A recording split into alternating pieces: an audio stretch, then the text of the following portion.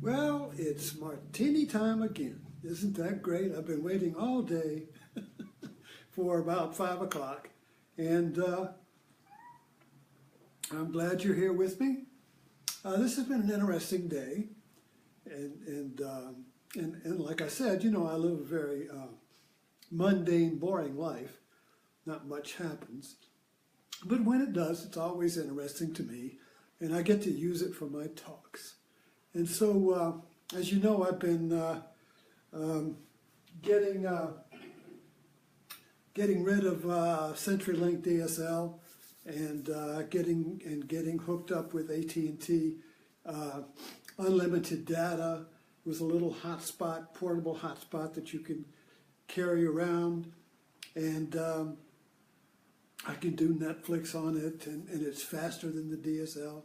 And I'm hoping that it will all bounce out to be about the same price as when I got rid of the Century Link DSL, which I've had for a long time, and get the DirecTV hooked back up with AT&T. So it all should hopefully balance out, and I'll have better service. So anyway, this morning, CenturyLink sent me a notice saying, you are disconnected, hope you come back. And I wrote a little a Declaration of Independence using a quote from Zorba the Greek.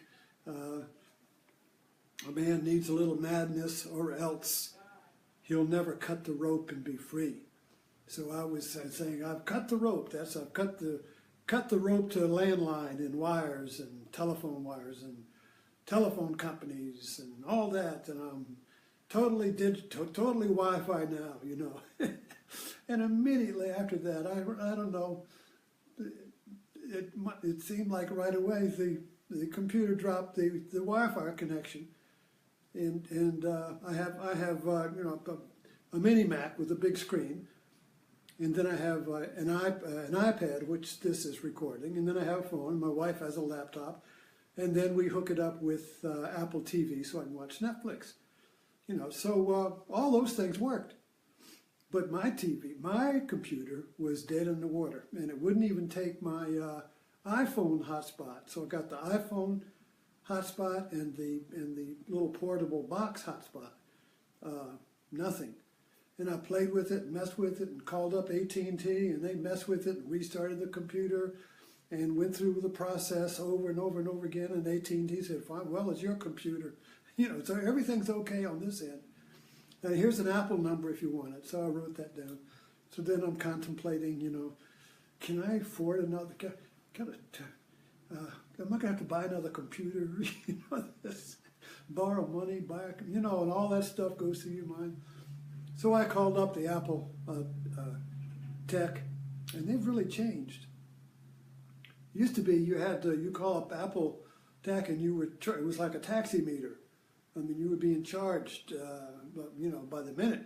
So this nice guy answered the phone very quickly, and we chatted, and he said, "Well, unplug the computer. No, don't just turn it off. Unplug it."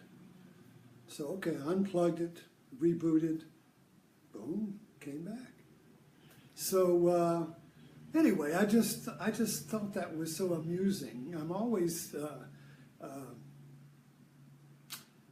happy to find my life becomes part of my comic routine, and what was interesting to me was the fact, first of all, that it was a very smooth roller coaster ride. In other words, my little thinking mind was saying, "Oh no, my computer's gone. I've got to get another. You know, maybe I should buy a laptop." And my little thoughts were going all into that. You know, but I was really very calm about the whole thing. It was just, oh well, let's see what we can do here, and it was okay. We'll just work through. You know, it's just very interesting. You know, and so then it all came back, and as if nothing had happened.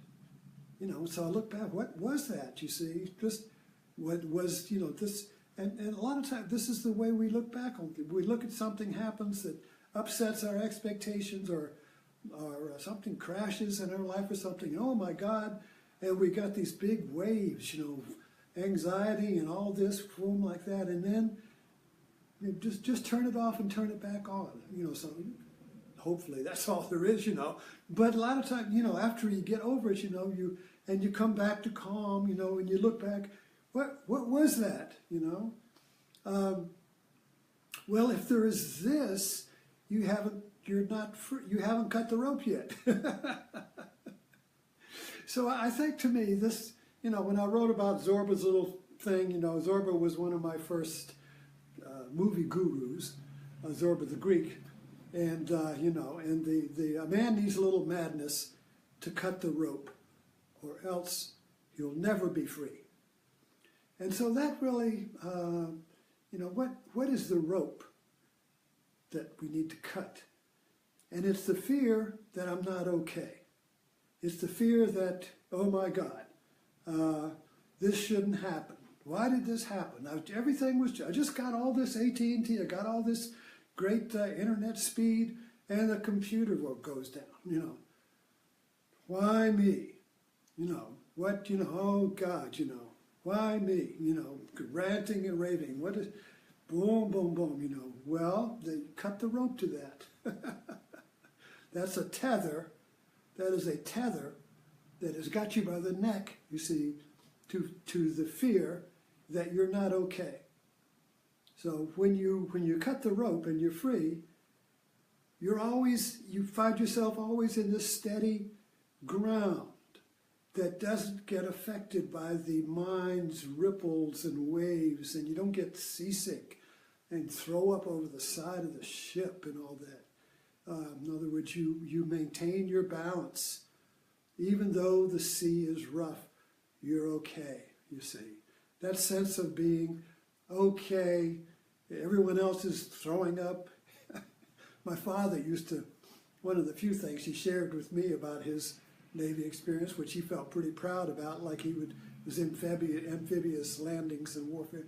And he would take all these Marines over to the canals and it would be rough seas, and they'd all be throwing up and seasick, and he would just be eating pickles and hot peppers and stuff, while they're watching them, while they were sick, But that kind of, he had cut the rope and he was free in that sense, And so our life is like that. I mean, life is full of unexpected storms, But it is possible to cut the rope, but you need a little madness to do it, says Zorba. You need a little madness to cut the rope so that you're free from the